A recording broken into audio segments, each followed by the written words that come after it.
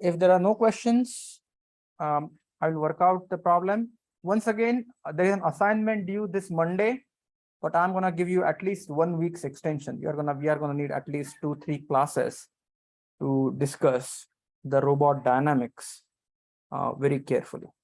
And after the robot dynamics, there is controls and the trajectory planning, and that actually finishes robotics 1. Okay. So I'm going to start sharing my screen.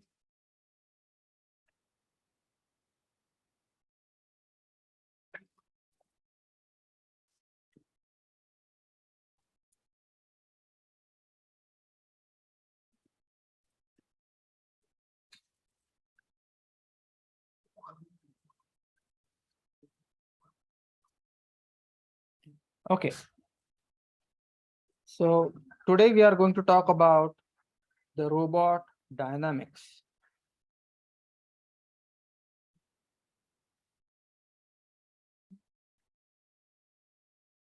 And even though we looked at some dynamical equations in the previous lessons, we always looked at the problem wherein the mass was concentrated at one end. So basically, you have a pendulum. Pendulum has the length L. The mass was located. However, if you look at the actual robots, you will never have a massless link. So this link in the previous problems was assumed to be massless. And sometimes that's a very valid assumption when the mass at the end of the link or the end effector is so heavy that the mass of the link is very small compared to the mass of the end effector. But if you look at the actual robots, typically the robots have a slender rod. So you have the mass that is distributed. So this is called as the slender rod.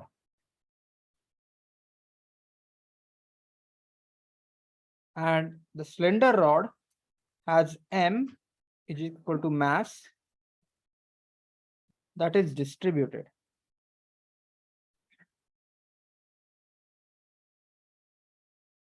Now the question is, how do we solve a problem where the mass is distributed?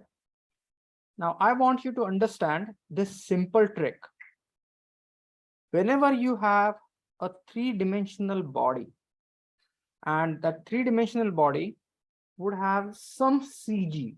So for an example, this slender rod has CG over here. What is this CG? CG is center of gravity. So for an example, if you have a slender rod, that is the point where you can balance that slender rod. So look at the CG. And we have to find out the kinetic energy at that CG. And since it's a slender rod, there are going to be 2 types of kinetic energies. And remember this trick always. Kinetic energies, there will be 2 types. There will be a kinetic energy of rotation, and there will be a kinetic energy of translation. So plus kinetic energy of translation. So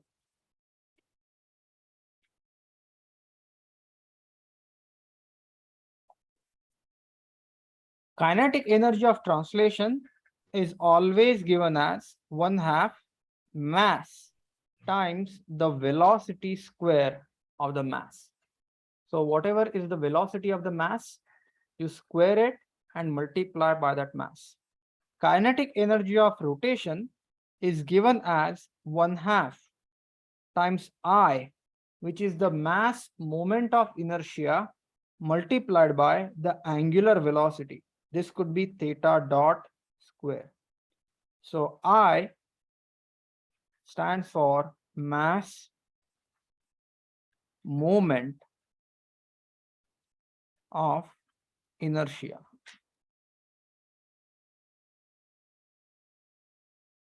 Now, if you look at the pendulum, we also talked about the mass moment of inertia of the pendulum.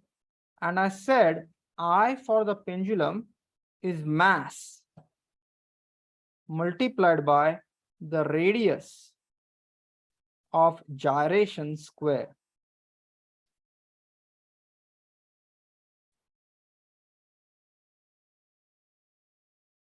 Now, for a 3D geometry, mass moment of inertia, the key word here is the moment. So mass moment of inertia. Depending upon where you take the moment, mass moment of inertia for that 3D geometry will be different. What do I mean by that? For an example, if I have a slender rod, and this slender rod has this CG. So if I take the mass moment of inertia at CG, that will be ICG. If I take the mass moment of inertia at a point which is away from CG, it's going to have some different mass moment of inertia. If I take the mass moment of inertia at one of the ends, then the mass moment of inertia is going to be different. So depending upon where you consider the point of about which the moment is considered, depending upon where you are considering the moment, mass moment of inertia would be different. So what it means is, if you look at a robot problem, it becomes very complicated. Where would you take the moment? Because you can take moments pretty much anywhere on the robot. So here is the trick that you should always remember. Whenever we are finding out the kinetic energies, you should always find out I at CG. So mass moment of inertia will always be at the CG. So for an example, for this slender rod, if I want to find out the kinetic energy, the mass of the slender rod is m. This m is distributed throughout this rod. So this m is over here. So what I'm going to do is, for the slender rod, kinetic energy is 1/2 I CG multiplied by theta dot square plus 1/2 mass multiplied by velocity of CG square. Now the question is, what is the velocity of CG? The velocity of CG is, if you think about it, if this slender rod is going in this direction, theta dot, so curl your fingers in the direction of rotation, this theta dot is positive. This mass is going to have a velocity in this direction. If the length of the slender rod, is L, if this length is L, this distance is L by 2, which means the velocity is going to be omega times r, which is theta dot multiplied by L by 2. So I would have, let me rewrite this expression, 1/2 I CG theta dot square plus 1/2 m. Velocity of CG is theta dot L by 2 square. Now the question comes is, what is ICG? And if you have taken a dynamics course, or if you have taken mass moment of inertia calculations in statics, mass moment of inertia for a slender rod about the CG, mass moment of inertia of the slender rod about the CG, if this is the length L, is given, and this is CG, ICG is given as ml square by 12, where L is the length, m is the mass. So m is the mass which is distributed. So which means if I write down the kinetic energy of the system, it's going to be 1/2 ml square by 12 ml square by 12 theta dot square plus 1/2 m theta dot square L square by 4. I can take theta dot square and m and 1/2 outside. So the kinetic energy equation can be written as m theta dot square L square by 12 plus L square by 4, and I get the expression 1/2 m theta dot square L square by 3. So this is the expression for the kinetic energy of the cylinder rod. To complete the argument, what I would do is I would find out the potential energy, and the potential energy. Now, whenever we find the potential energy, it is with respect to the mass. So check this out. I'm going to call this as my datum. This distance is going to be L by 2 cosine theta. So my potential energy is going to be, since I'm going below datum, not above datum, below datum, minus m times g L by 2 cosine theta. So if I want to find out the Lagrangian, what I would do is I would use the Lagrangian T and V. So T minus V, and I get 1/2 m theta dot square L square by 3 minus becomes plus mg L by 2 cosine of theta. And once we have the Lagrangian, we can use the Lagrangian equations and find out the differential equation of motion. Everyone understood this? Either, since this problem is very simple, this is a one-dimensional robot arm. It's like a pendulum. It's a one-dimensional robot arm. So this problem is very simple. You can use the Lagrangian equation.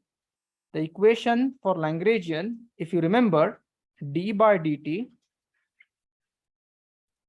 partial by partial theta dot partial L by partial theta dot minus partial L by partial theta is equal to 0. So you can, since this equation is so simple, you can perform these calculations by hand and you should be able to find out the answer. And what I'm going to do is I'm just going to derive this.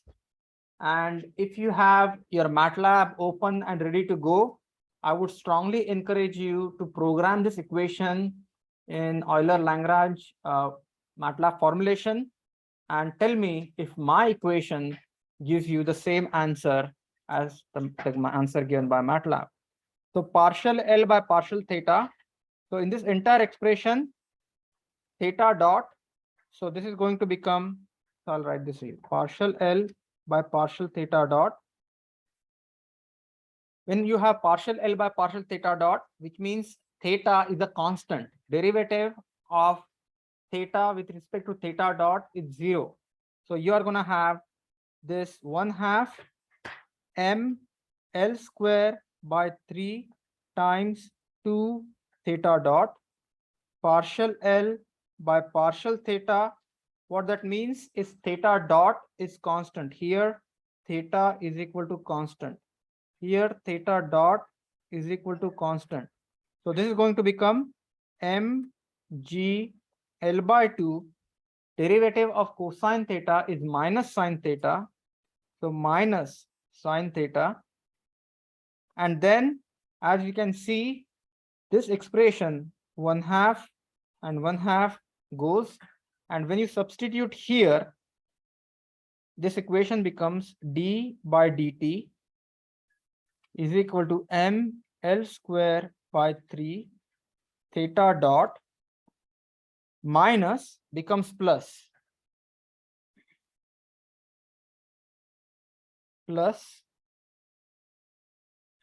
partial L by partial theta, which is m g L by 2 sine theta is equal to 0. Now, if you look at this expression, still we need to take the derivative of this quantity. M is a constant, L square is a constant, 3 is a constant that comes out of the derivative, and my expression becomes mL square by 3 theta double dot plus mg L by 2 sine theta is equal to 0. This is the expression for the slender rod. Everyone understood this? Any questions here? Everyone understood? Now what I'm going to do is, let's convert this into a robot arm that we have been looking at. So consider this slender rod, rather than being vertical, now it's horizontal.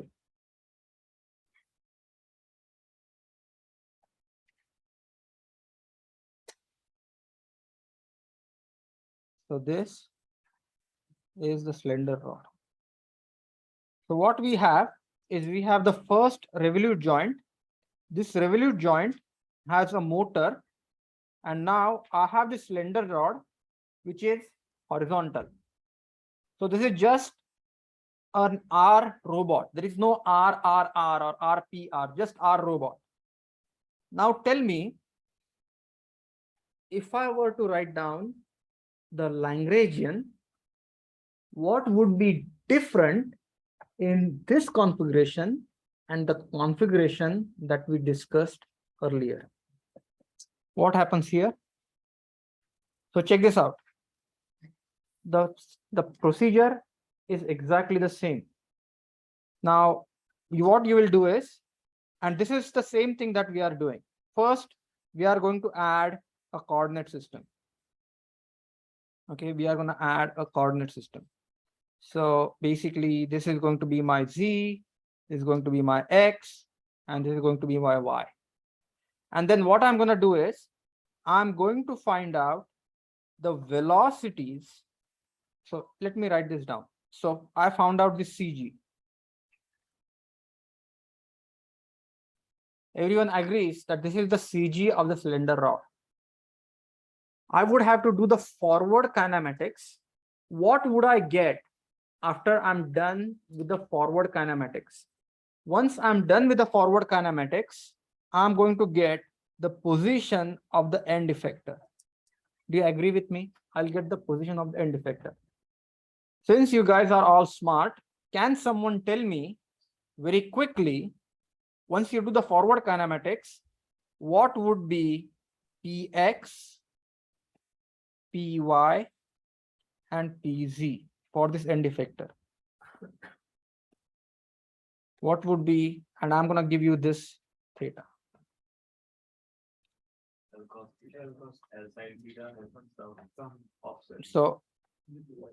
So basically, the procedure here is again same thing.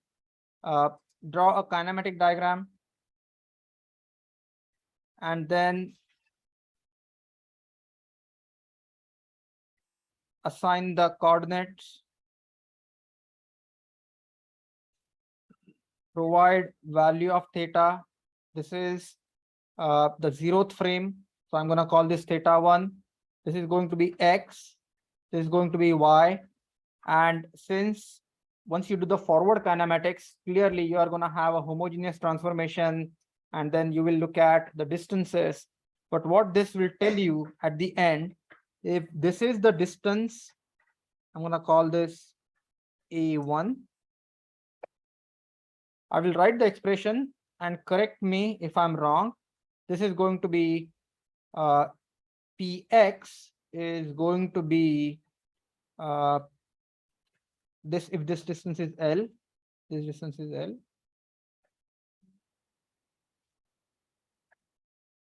It is going to be L cosine theta, theta 1, and it's going to be L sine theta 1. Do you agree with me? Okay. Now this is the position of the end effector. Now there are two possibilities here. Imagine that end effector does not have any mass. Let's take a case that end effector does not have any mass, but this link has a mass. This link has a mass m. So what I need to do is I need to find out, based on Px, Py, and Pz, I need to find out Px at Cg, Py at Cg, and Pz at Cg. So these are Px, Py, and Pz's at Cg. And you can see, since this is a slender rod, Cg is at the half of the length, I can easily modify this equation, and I can write this as Px is equal to L by 2 cosine theta 1, Py is equal to L by 2 sine theta 1, and Pz is going to be A1. Everyone understood this? So these are the positions at the forward kinematics at the center of gravity. Now, what is the next objective? Next objective is I want to find out, finally, I want to derive the equations of motion. Let's look at the end goal. To find the equations of motion, what I need is I need the kinetic energy and I need the potential energy. Kinetic energy has two parts: kinetic energy of translation and kinetic energy of rotation. So what I'm going to do is, from Px, Py, Pz at Cg, why am I looking at Cg? Because my mass is concentrated at Cg. Mass is at Cg. I can find out Vx, which is the velocity at the center of mass. This is going to be L by 2.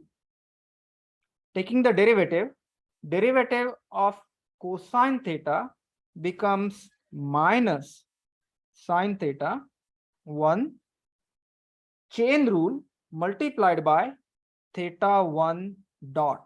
Everyone understood? Because theta is function of time. We are differentiating with respect to time. So differentiating sine theta, cosine theta with theta, and differentiating theta with respect to t. So that's what we got. Now Vy, same argument, L by 2 sine theta is going to become L by 2 cosine theta 1 multiplied by theta 1 dot. Are you with me? And the last part is Vz. Since the vertical distance is A1, that's constant, the derivative is going to be 0. You agree with me? And this seems like a trivial problem, but at the end, we are going to get the exact same answer as we did earlier. But I want you to understand this problem, because these are the steps we are going to follow no matter how complex the robot is going to be. We'll solve the forward kinematics, then we will find out the positions at the center of masses. We'll find out the velocities at the center of masses, and then we will find out the kinetic energy at the center of masses. So kinetic energy of translation at Cg. Please note, this is kinetic energy of translation. So KET. And this expression will never change. This expression will always be 1/2 m Vx square plus 1/2 m Vy square plus 1/2 m Vz square. Are you with me so far? It's a scalar mass. That mass, no matter which axis you collect or select, your mass is going to remain the same. So this is going to be 1/2 m Vx. It's a square quantity. So it's going to be L square by 4 sine square theta 1 dot square. Do you agree with me? Plus 1/2 m Vy is L by 2 square, which is L square by 4 cosine square theta 1 plus theta 1 dot square. You agree with me? Now I can take mass and theta 1 dot common outside. So once I take this mass and theta 1 dot common outside, this will become m. I would have L square by 4, and you can see sine theta 1 dot square, sine square theta 1 plus cosine square theta 1. And what do I get as an expression for kinetic energy? 1/2 m L square by 4 theta 1 dot square. Are you with me so far? And believe it or not, this is the same expression that we found earlier. And we'll add mass in a bit. So this is for the translation. Now, please understand, there is kinetic energy of rotation as well. So there is a kinetic energy of rotation,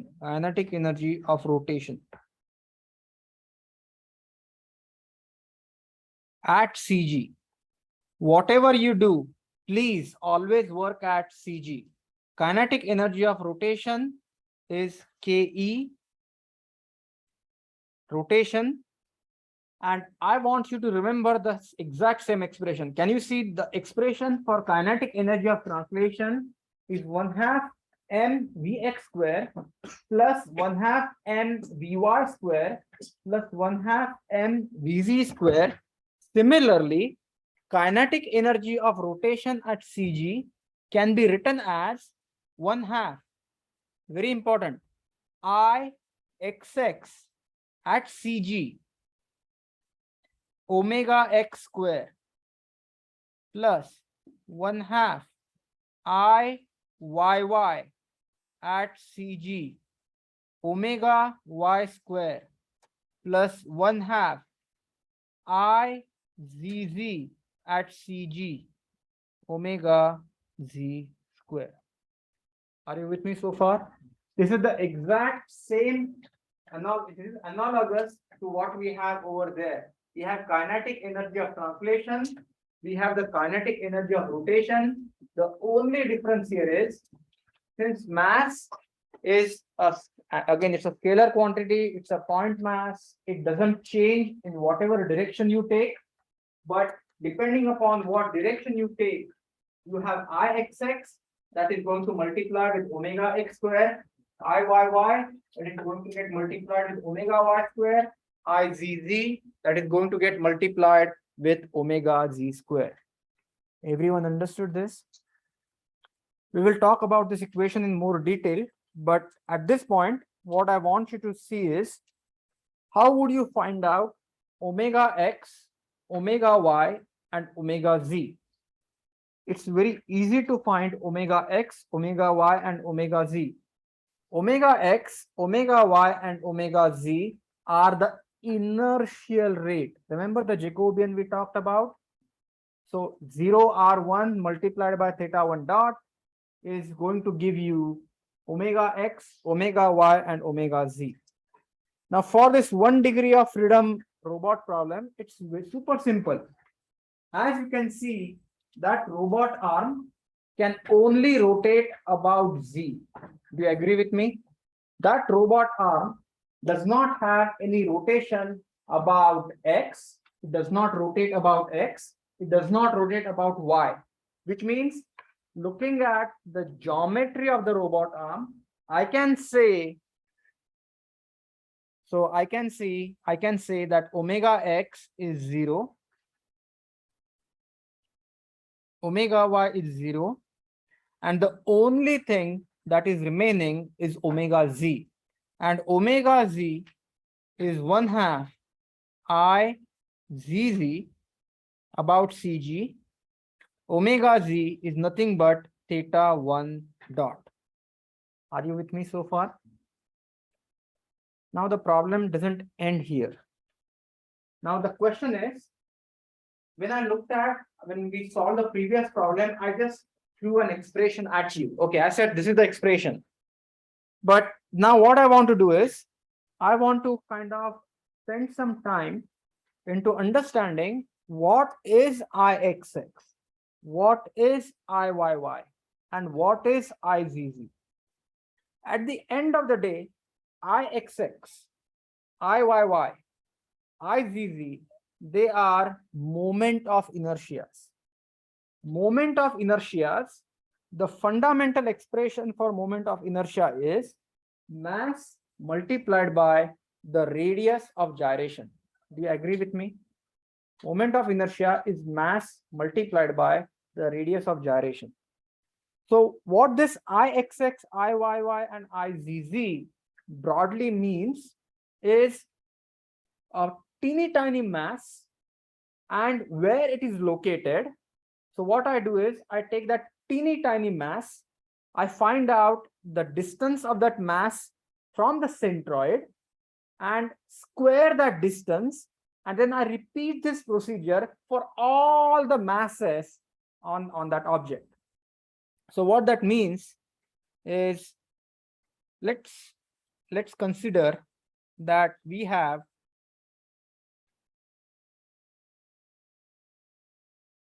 this link.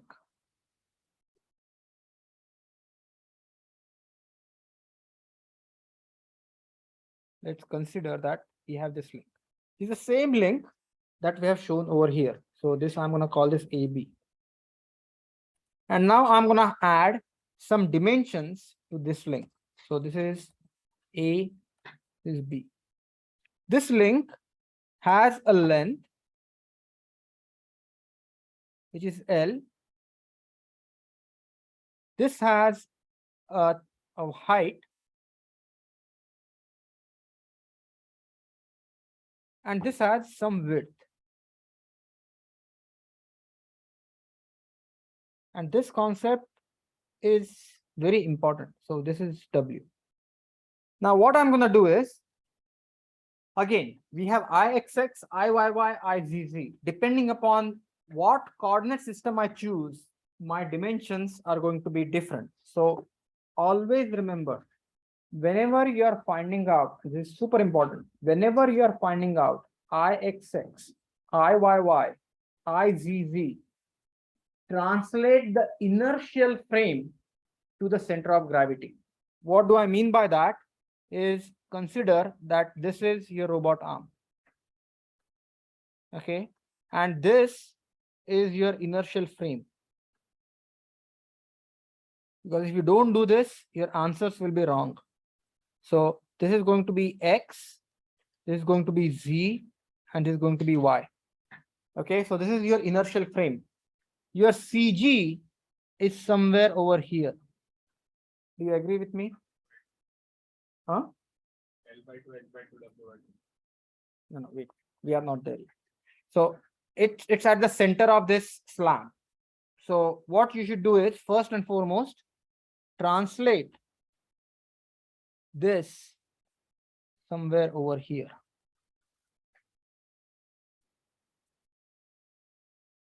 After you translate here, then basically what you have is, this is your Y, this is your Z, This is your X. Now, what do I mean by IXX? IXX is the rotation about X. So so let me write this down. IXX is the mass moment of inertia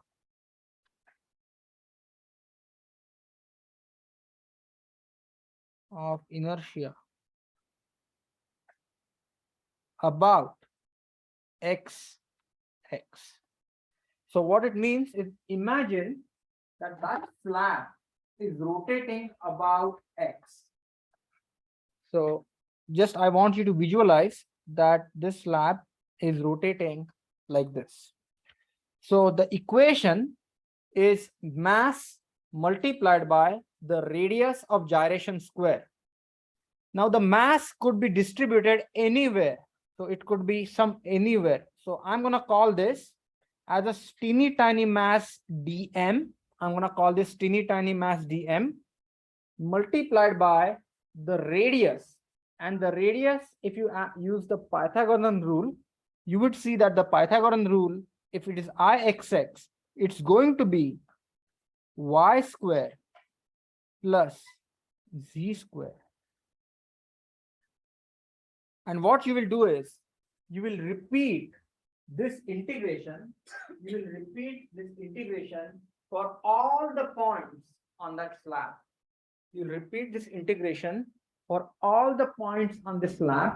And clearly, what you can see is, now you're taking rotation, you're taking a moment, this y and z, and I need to explain this carefully. So for an example, what you will do is, say if it is here, it has certain values of y and it has certain value of z. This is the mass dm. And once you perform this integration, you will get a very nice equation that you can actually derive. This y dimension is L, z dimension is h divided by 12. So IXX is going to be L square plus h square divided by 12. And actually you can perform this integration, because your limits are going to be minus L by 2 to plus L by 2, minus h by 2 to plus h by 2, and you can perform this integration, and then you will get the expression m L square plus h square by 12. Everyone understood what's going on here, or do you want me to derive the expression? Yeah. We can get that from SolidWorks, correct? Like we had a partner assembly. Yeah, the problem with the SolidWorks is, and clearly, if it's a simple geometry, you can do it by hand. But if you have a very complicated geometry, then you have to use SolidWorks, and SolidWorks will use some type of a numerical approximation technique. The biggest problem with SolidWorks is the coordinate system. What I mean by that, and that's why I emphasized, and I will emphasize this again. If you use SolidWorks, and if SolidWorks gives you IXX, IYY, IZZ, which are called as the principal moments of inertia, those principal moments of inertia should be aligned. Very important. Those principal moments of inertia should be aligned with your inertial coordinate frame. Otherwise, the IXX given by SolidWorks will be actually your IZZ. IYY given by SolidWorks will be IXX. So that is something you have to be very, very careful about. Just don't blindly grab the IXX, IYY, IZZ given by the SolidWorks and use those in your calculations. Yeah. Also, SolidWorks and other software assume that the entire robot is homogeneous. Yeah. So again, you can actually, SolidWorks, even though your robot is not homogeneous, you can drill holes and still SolidWorks will be able to calculate IXX, IYY, IZZ. But what I mean by that is, this is super important, because let me complete this argument in just a second. So next thing is Iyy, which is the moment of inertia about y-axis, and since it is about yy, it's going to be z square plus x square dm, and the answer to this will be z direction. If you look at z, that is h square. Then you have x dimension, which is w square divided by 12 multiplied by m. And last but not least is I have Izz, which is the mass moment of inertia about z. And here, please understand this expression is going to be, since it is Izz, it will be x square plus y square dm. And then the expression is x, as you can see, x is w square, y is l square divided by 12 multiplied by m. So are you with me so far? Now here is something I would emphasize. Look at the Izz that we got. Izz, what is given over here is, it is w square width square plus length square divided by 12. However, Izz that we used in the earlier expression did not have that w. Are you with me so far? Remember Izz expression that we have solved? This expression, there is just L, there is no W. And the reason was, it was considered to be a slender rod. Slender rod means the width to length ratio is very, very small. The rod is longer compared to the width. So basically, the contribution from W, contribution from the width is extremely small. That's why it is approximated as ml square by 12. Everyone understood this? This is super duper important, because, and once you have your coordinate system set up properly, for this slender rod, I can write down the kinetic energy of rotation as 1/2 Ixx omega x square plus 1/2 Iyy omega y square plus 1/2 Izz omega z square. Are you with me? And then once you perform these calculations, you are gonna get the exact same answer that we have gotten here. Any questions here? There are different variations to this approach. Sometimes you can take movement not at the centroid, but you can take movement at some other point. But then what you have to understand is you cannot use the expression for the kinetic energy the way we have written over there. It's always recommended to find out the kinetic energy at the centroid. Because if you think about it, this three-dimensional geometry, what you have is, you have something called as the inertia tensor. The inertia tensor means that that's a matrix, and that inertia tensor has 9 components. As soon as you take the moment about the centroid, the cross terms get eliminated. Cross terms go to 0. And if you take some multi-body dynamics course, they will talk about this concept in lot more detail. But as far as robotics 1 is concerned, what I want you to understand is to derive the dynamical equations of motion somehow we have to find out the kinetic energy and we have to find out the potential energy. To find out the kinetic energy, we have to use the forward kinematics equation and find out the position of the mass, just like end effector, position of the mass. From the position of the mass, we find out the velocity of the mass. Once we find out the velocity of the mass, we find out the kinetic energy of translation. Then what we do is we find out the kinetic energy of rotation, and the total kinetic energy is kinetic energy of translation plus kinetic energy of rotation. Everyone understood this? And once you are done with this, you can just use the Lagrangian equation and derive the equation of motion.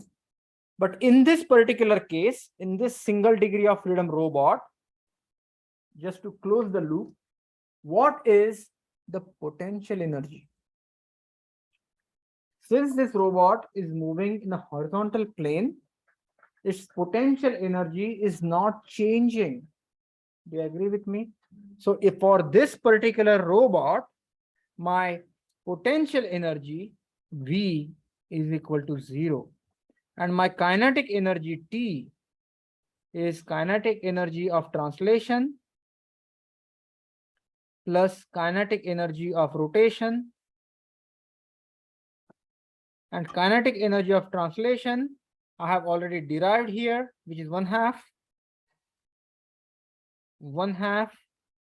m L square by 4 theta dot square. Kinetic energy of rotation is, so this guy becomes 0, this guy becomes 0, and I have 1/2 IZZ. IZZ is omega square W square plus L square divided by 12 multiplied by m. And please note, omega z is theta 1 dot or theta dot. This becomes theta 1 dot square. And please note, if L square is much greater than W square, which is the assumption for slender rod,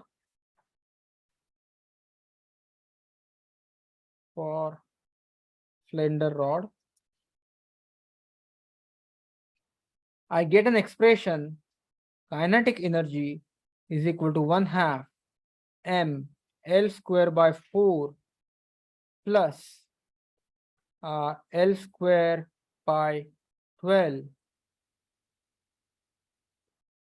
theta 1 dot square, which is the same expression that we derived earlier.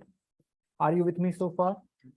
But for this particular problem, please understand, since my V is equal to 0, my Lagrangian is just going to be T.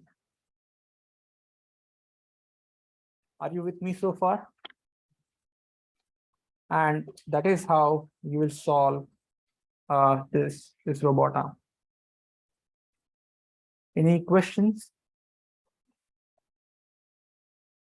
Now let me take one more problem. Okay. So in the next problem, what I'm going to do is, let me give you the physical robot, and then what I want to do is I want to show you the kinematic representation, and then we will proceed the exact same way. Imagine that we have a robot, and in this robot, so this robot looks something like this.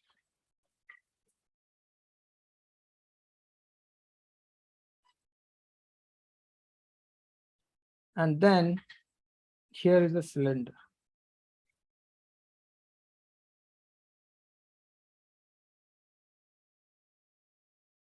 So this is how this robot arm is. So as you can see, there is this first joint that can rotate, and then you have another prismatic joint that can translate.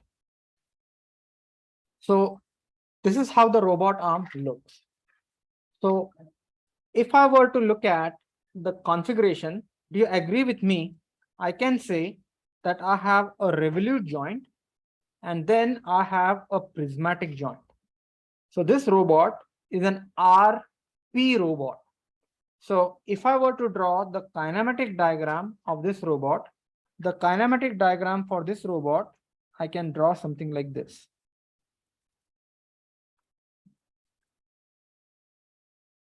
And then I would say there is this prismatic joint, and this prismatic joint is something like this. So this is my revolute joint.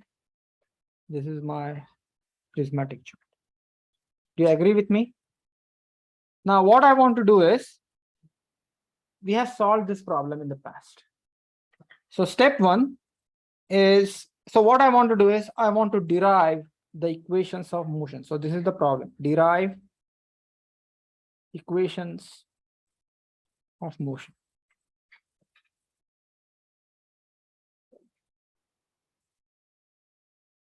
And just to make this problem simple, let's assume that at this point there is a big mass over here. So this is the mass at the end effector.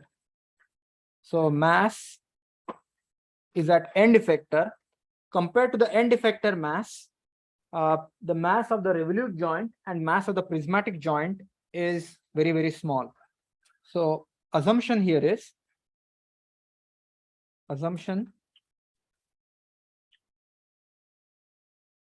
that end effector is very heavy. So which means mass of end effector is significantly greater than the mass of the links or maybe joints. So I'm just going to consider that there is this big mass which is located over here, and will relax this assumption as we go. But I just want to start with this particular assumption. So what is the first step? First step is solving the forward kinematics. So to solve the forward kinematics, I have to write down z, then I have to write down x, I have to write down y. Then what I have to do is, remember, I have to do z. Now I have to find out the x, and that x needs to intersect with the previous z and current z. So clearly I can use either this or I can use this. It's not going to happen. So I would just use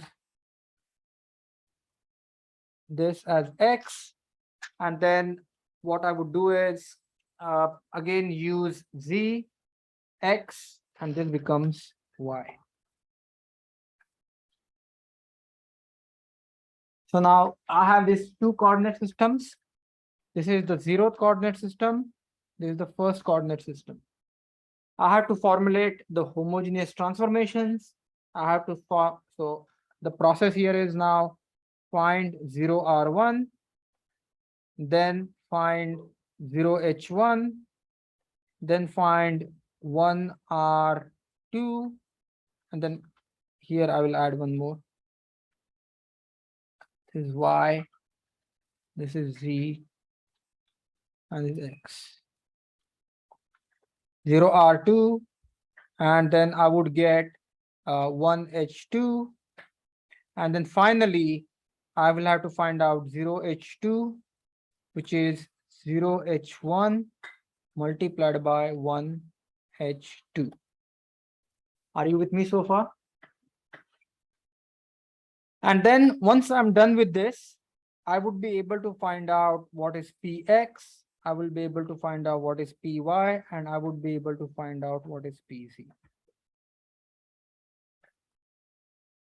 So I will find out px, I'll find out py, and I will find out pz. Now, let me give you these distances. So this distance, I'm gonna call this A1.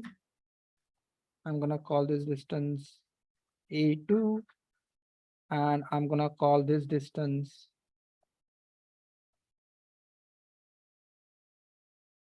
D2. Can someone tell me, let me see, how many of you can tell me by looking at the figure, what is Px, Py, and Pz? X, Y. Z is coming up. So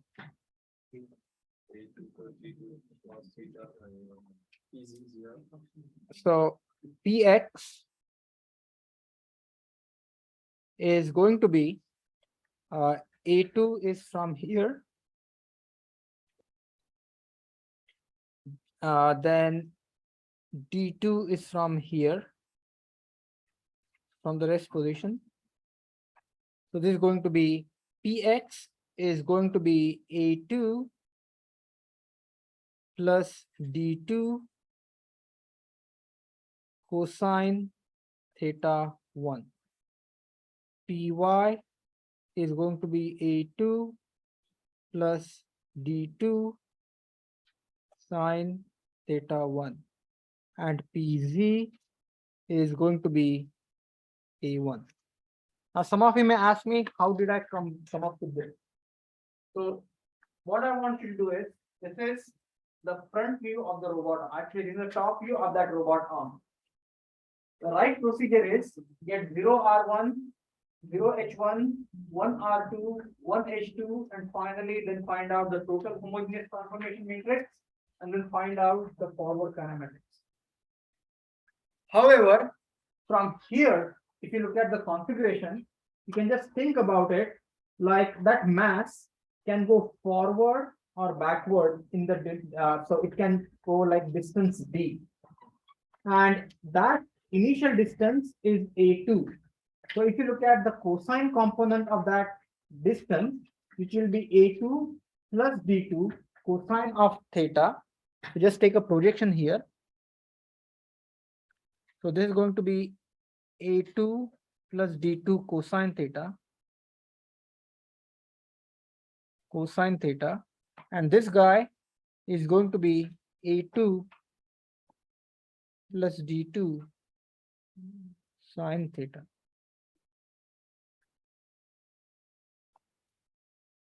So this is the expression that I got. What is the next step? Next step is take the derivative, find out Vx, find out Vy, and find out Vz. Now, it is very important. A2 cosine, so I will write down this expression just for my simplicity and understanding, plus D2 cosine theta 1. And I will explain why am I writing like this. A2 sine theta 1 plus D2 sine theta 1. Now please understand, A2 is a constant. Do you agree with me?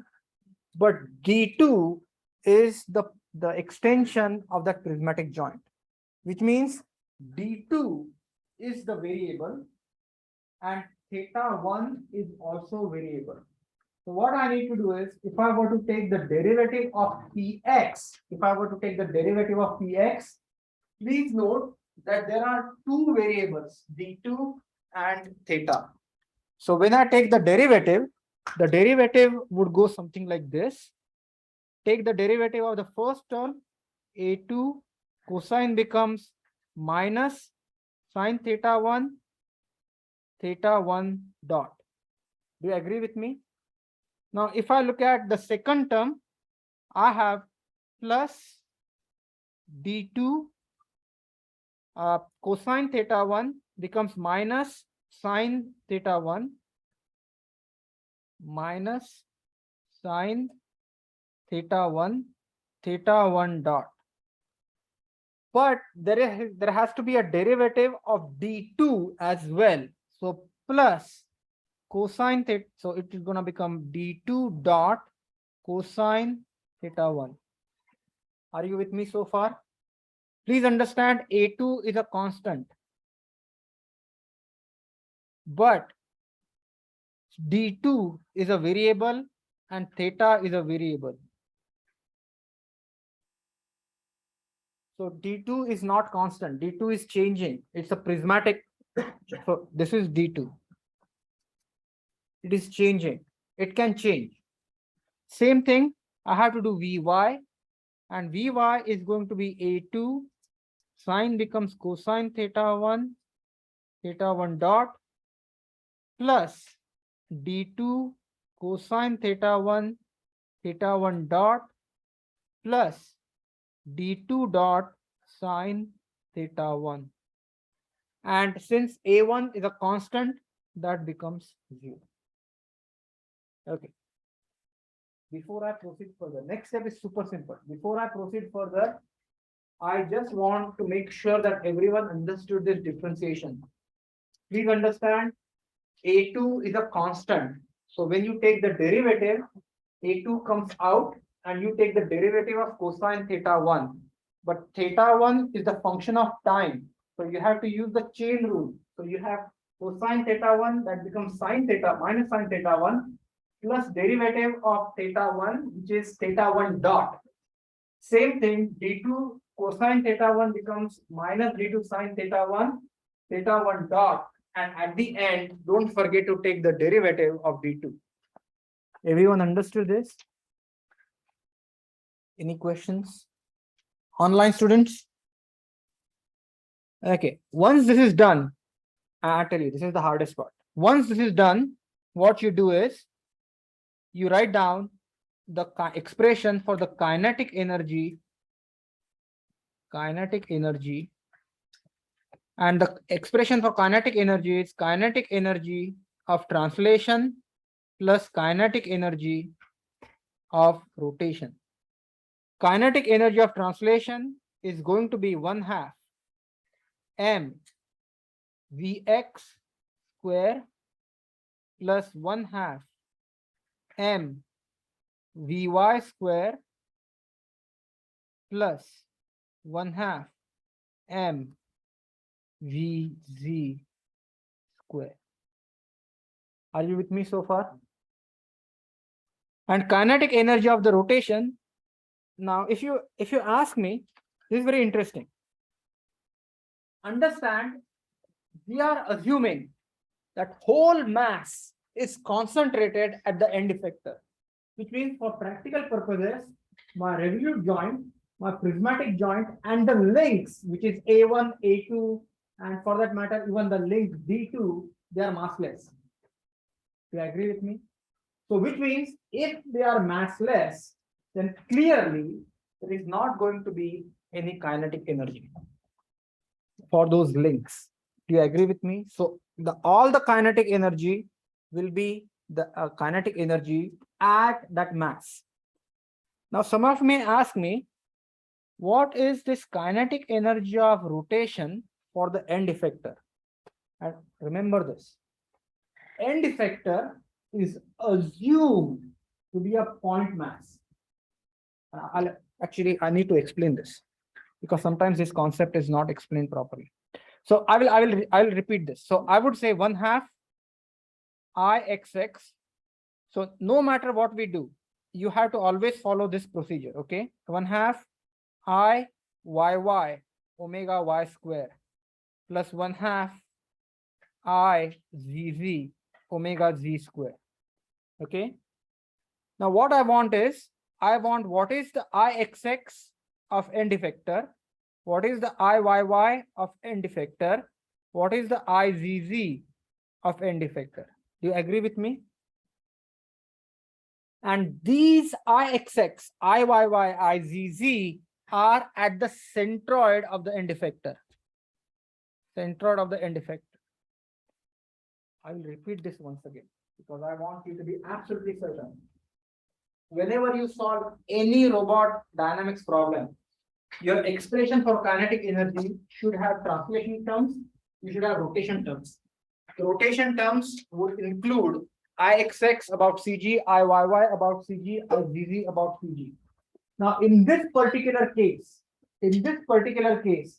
since we have an end effector, that end effector is a point mass. Since end effector is the point mass, tell me what is the radius of gyration for the point mass? 0.